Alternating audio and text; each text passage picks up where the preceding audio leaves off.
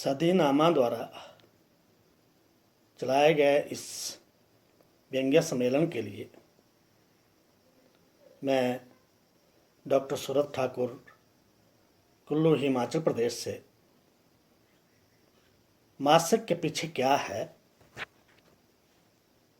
के अंतर्गत अपना एक व्यंग्य प्रस्तुत कर रहा हूँ। पत्नी की चाकरी से बड़ा कोई कर्म नहीं। लोग खामखा ही उन लोगों का मजाक उड़ाते हैं जो किसी की चाटुकारिता करते हैं। अगर ध्यान से देखा जाए तो इस दुनिया में हर प्राणी किसी न किसी की चमचागिरी करता है। कुत्ता मालिक के तलबे चाटता है, इसीलिए तो वह इस संसार में सबसे अधिक वफादार प्राणी माना जाता है।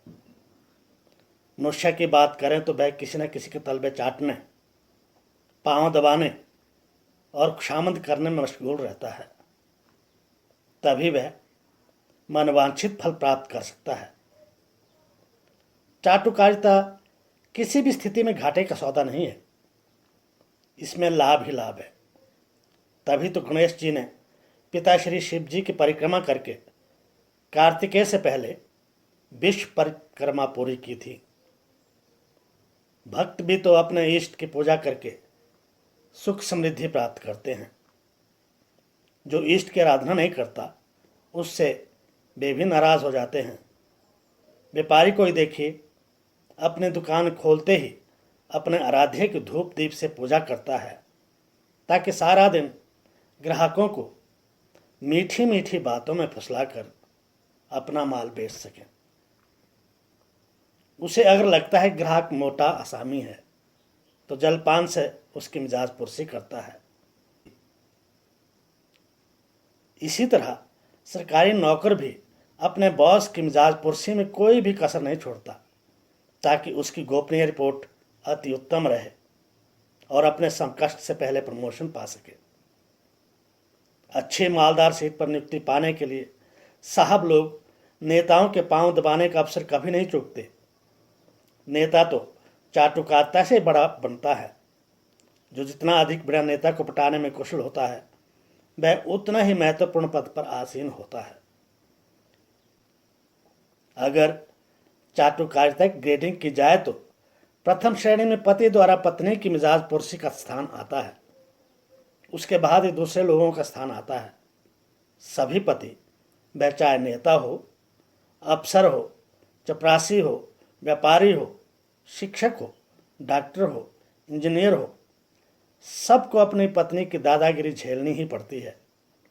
मोटे मोटे आंसुओं का ब्रह्मास्त्र पत्नियों का सबसे बड़ा हथियार होता है। इसके सामने हर पति बेबस होता है। उसे अगर खुश रहना है तो पत्नी की हर इच्छा के आगे अपनी पत्नी की इच्छा या यों कहिए आदेश का पालन नहीं करता, उसका जीवन कभी सुखी नहीं रह सकता। मेरे एक मित्र हैं गुप्ता जी, पत्नी की चाटुकारिता करने में सबसे अधिक कुशल हैं। वे अपनी पत्नी की प्रशंसा में इतने सीधे कसते हैं कि पत्नी उल्टी उनकी हर तरह से सेवा करने का मौका नहीं चूकती। वे पत्नी को ऐसे ऐसे विशेषणों से विभूषित करते हैं, शायद कालिदास के शब्दकोश में भी शकुंतला के रूप सौंदर्य का वर्णन करने में इतने शब्द नहीं होंगे।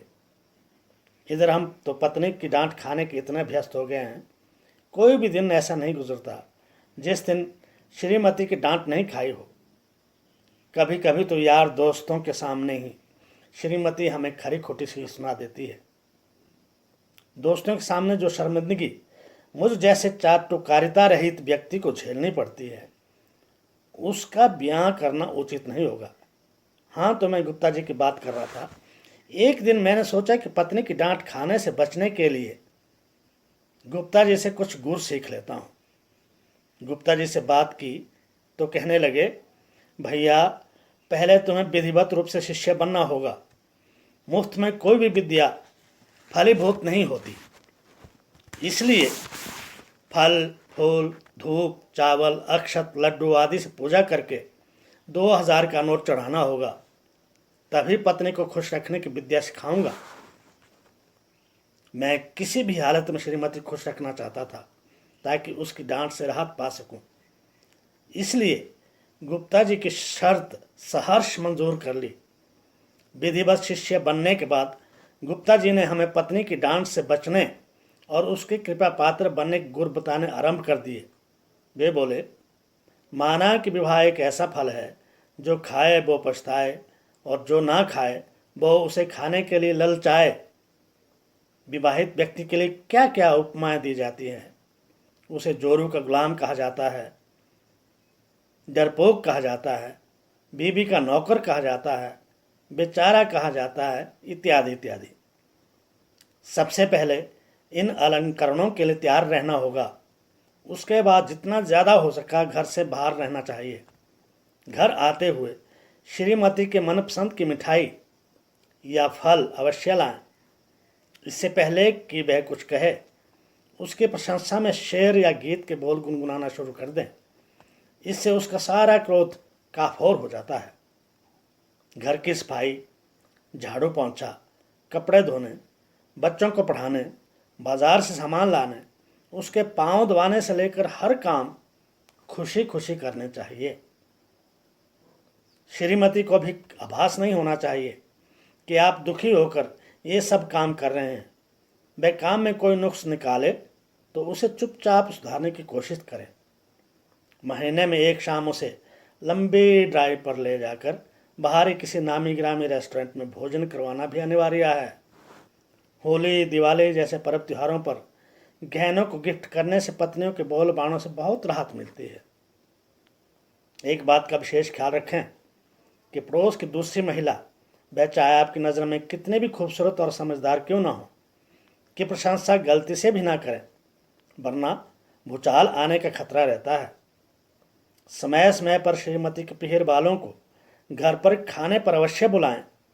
इससे पत्नियां छोटी मोटी गलतियों को स्वतः क्षमा कर देती हैं। पत्नी को बुजुर्ग कहना भी पाप है। ऐसा पाप कभी ना करें। हमेशा इनकी प्रशंसा में सीधे कर पढ़ें। औरत को गुब्बारे की तरह तारीफ कर फुलाओ तो वह उड़ना शुरू करती है। जब वह फूल कर कुप्पा हो जाती है तो तब इनसे कोई भी काम करवा लो, ये उस काम को खुशी खुशी करेंगे। इस तरह गुप्ता जी ने मेरे हाथ में पत्नी को खुश रखने की एक लंबी फेरिस्त थमा दी। अब मैं मंथन कर रहा हूँ कि अब गुप्ता जी के बाद बताए हुए पाठ को कंठस्थ करके अमल में लाऊं। काम बहुत कठिन है, फिर भी कोशिश करनी होगी। सुना है, कोशिश करने वालों की कभी हार नहीं होती। धन्यवाद।